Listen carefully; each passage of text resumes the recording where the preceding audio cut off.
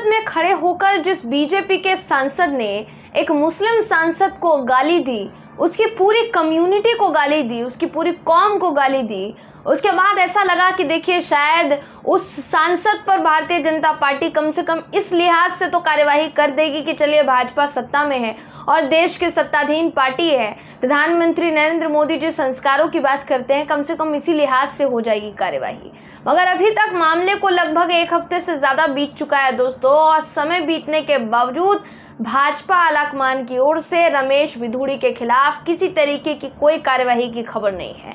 शायद यही कारण है कि रमेश बिधूड़ी के खिलाफ भारतीय जनता पार्टी के अंदर खाने से ही अब आवाज़ बुलंद होनी शुरू हो गई है।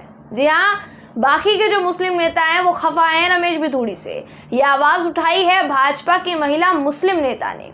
ये महिला मुस्लिम नेता कौन है, इस खबर में मैं आपको बताऊंगी। नमस्कार, मेरा नाम है जयंती झा और आप देख रहे हैं the VPN TV. Ramesh Bidhuri पर कार्यवाही होने का इंतजार हर कोई कर रहा है, क्योंकि उन्होंने पूरे देश को शर्मसार किया है।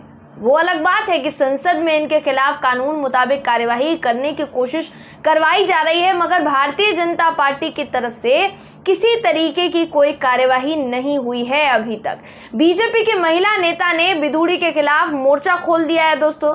रमेश बिधूड़ी के लोकसभा में बहुजन समाज पार्टी सांसद दानिश अली पर जो उन्होंने बयान दिया, उससे पार्टी के नेता आहत हैं और उन्हीं में से आहत हैं बीजेपी के राष्ट्रीय अध्यक्ष को पत्र लिखकर पार्टी के सांसद के खिलाफ कार्यवाही की मांग की है। नोएडा की रहने वाली हैं दोस्तों जिन्होंने ये मांग की है। बीजेपी से अल्पसंख्यक मोर्चे की प्रदेश कार्यकारिणी सदस्य हैं डॉक्टर जीनत अंसारी, इन्होंने ये मुद्दा उठाया है। रमेश बिधूड़ी के खिलाफ कड़ी कार्यवाही की मांग इन्होंने की है जीनत अंसारी ने, और जीनत अंसारी ने राष्ट्रीय अध्यक्ष जेपी नड्डा को बाकायदा पत्र लिखा है।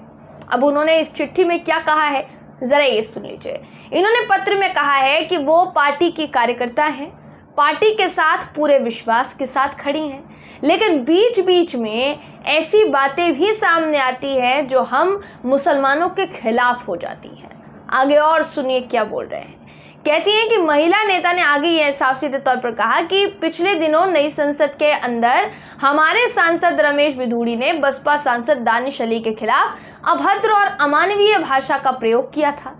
वो बहुत ही निंदनीय और अशोभनीय है। ये दिखाता है कि इनके दिमाग में मुसलमानों के खिलाफ कितनी घृणा है। उन्होंने कहा कि जहां हमारे प्रधानमंत्री नरेंद्र मोदी पसमानदा और अन्य मुसलमानों को आगे बढ़ाने का कार्य कर रहे हैं, वहीं इसी तरह की बयानबाजी बहुत घृणात्मक है। साथ ही उन्होंने पार्टी से बिधूड़ी को निकालने तक की बात कही है, निकालने की मांग की है कि आप इनको पार्टी से निकालिए। उन्होंने कहा है कि दिल्ली के बीजेपी सांसद ने आपसी भाईचारे को कहीं ना कहीं खत्म कर दिया है।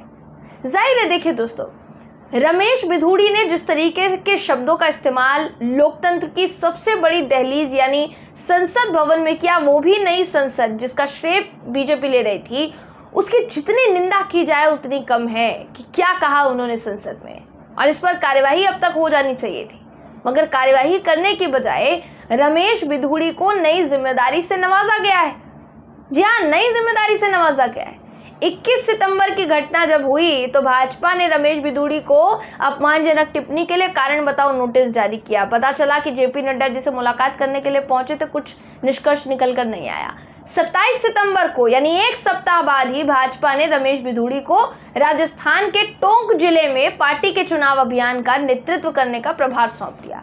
पार्टी को इस बात की उम्मीद है कि गुर्जर समुदाय से रमेश बिधूड़ी आते हैं तो हो सकता है जिले की जो 4 सीटें हैं उस पर वोट लाने के लिए वो मदद कर सकते हैं भाजपा की। टोंक जिला इसलिए भी ज़रूरी है क्योंकि कांग्रेस नेता और गुर्जर जाति से आने वाले सचिन पायलट का गढ़ माना जाता है। ऐसे में पार्टी को पूरी की पूरी उम्मीद है दोस्तों कि रमेश बिधूड़ी गुर्जर वोट बैंक को भारतीय जनता पार्टी की तरफ मोड़ने में कामयाब हो सकते हैं। तो अब आप सोचिए कि जो सांसद संसद में खड़े होकर गंदी, घटिया, भद्दी भाषा का इस्तेमाल कर रहा था, एक मुस्लिम सांसद को भद्दी भद्दी गालियां दे रहा था, पूरी कम्युनिटी को गाली दे रहा था, आज उसे चुनाव प्रचार अभियान में मुख्य चेहरे के तौर पर उभार दिया गया है। ये तोहफा तो भारतीय जनता पार्टी ही दे सकती है, और कौन दे सकता है। लेकिन वहीं दूसरी तरफ जहां इंसाफ को पार्टी तोहफे से नवाज रही है, ज़रा अपनी महिला नेता की बात भी सुन लें, जिनका कहना है कि समय समय पर ऐसी चीज़ें भी होती है जो कि मुसलमानों को आहत कर देती हैं। और ये जग जाहिर हो चुका है दोस्तों कि किस तरह से भारतीय जनता पार्टी के अंदर ऐसे कई नेतागण मौजूद हैं जो एक समुदाय विशेष को लेकर अपनी ये सोच रखते हैं और समय समय पर उनकी ये सोच बाहर आ भी जाती है। अब इस पूरी खबर पर आप क्या सोचते हैं, आपकी क्या राय है, कमेंट करके हमें ज़रूर बताइएगा। वीडियो अगर आपको पसंद आया हो तो वीडियो को लाइक कीजिए, शेयर कीजिए, चैनल को सब्सक्राइब करना बिल्कुल भी ना भूलें। फिर मुलाकात होगी आपसे अगली वीडियो में, तब तक के लिए नमस्कार।